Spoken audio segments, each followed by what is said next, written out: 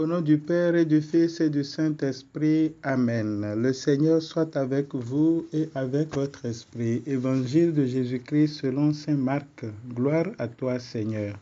En ce temps-là, Jésus disait à ses disciples, « Prenez garde, restez éveillés, car vous ne savez pas quand ce sera le moment. » C'est comme un homme parti en voyage. En quittant sa maison, il a donné tout pouvoir à ses serviteurs, fixé à chacun son travail et demandé au portier de veiller.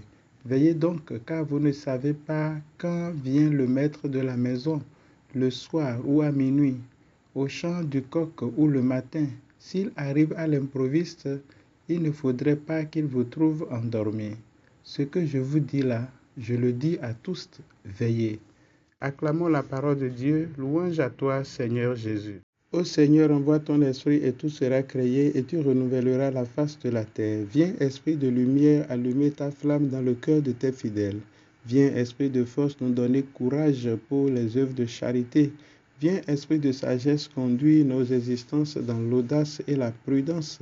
Viens, esprit de conseil, éclairer notre chemin vers Dieu le Père. Frères et sœurs, à vous la grâce et la paix de la part de Dieu notre Père et du Seigneur Jésus-Christ. Je suis impressionné par le fait que le peuple d'Israël ait compris sitôt que Dieu est Père. Oui, Dieu se révèle comme Père et il nous veut comme des fils. Pour le prophète Isaïe, Dieu est Père signifie qu'il est créateur et qu'il est rédempteur.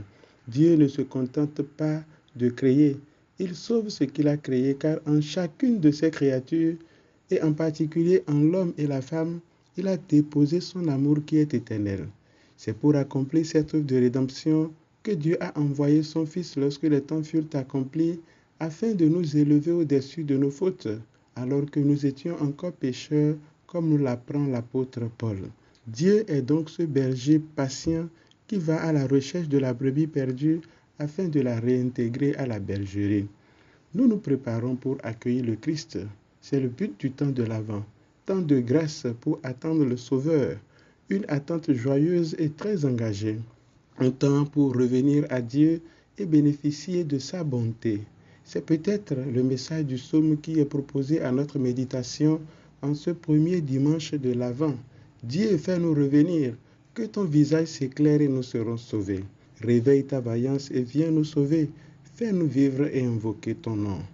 Dieu veut nous sauver et il a envoyé son Fils. Mais force est de constater que la volonté de Dieu ne suffit pas pour nous sauver, car Dieu qui nous a créés sans nous, ne veut pas nous sauver sans nous. D'où l'appel de l'évangile de ce jour, restez éveillés. On note dans ce texte la confiance que l'homme de l'évangile place en ses serviteurs et la connaissance profonde qu'il a de chacun d'eux. Il sait qu'ils peuvent s'endormir, mais il prend le risque. D'où le grand défi qui est lancé aux croyants en général et aux chrétiens en particulier dans ce monde. Restez éveillés. Oui, le mal, le racisme, le néocolonialisme, la dictature de la soi-disant communauté internationale veulent maintenir certains peuples dans le sommeil afin de continuer de les exploiter au vu et au su de tout le monde, sans aucune sanction possible, avec la complicité de tous.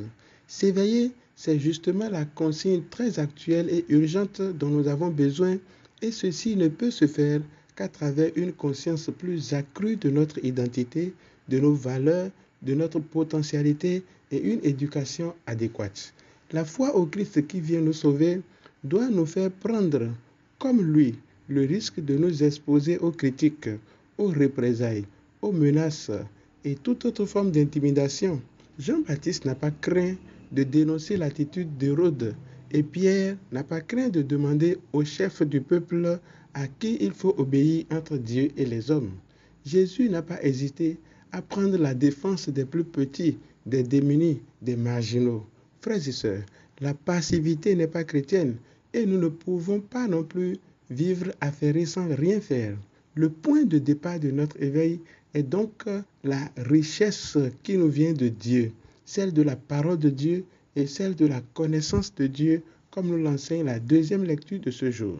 C'est ce qui fera de nous des serviteurs qui méritent la confiance que le Maître a placée en nous. Prions. Donne à tes fidèles, Dieu Tout-Puissant, d'aller avec courage sur les chemins de la justice à la rencontre du Seigneur pour qu'il soit appelé lors du jugement à entrer en possession du royaume des cieux par Jésus le Christ notre Seigneur. Amen. Au nom du Père et du Fils et du Saint-Esprit. Amen.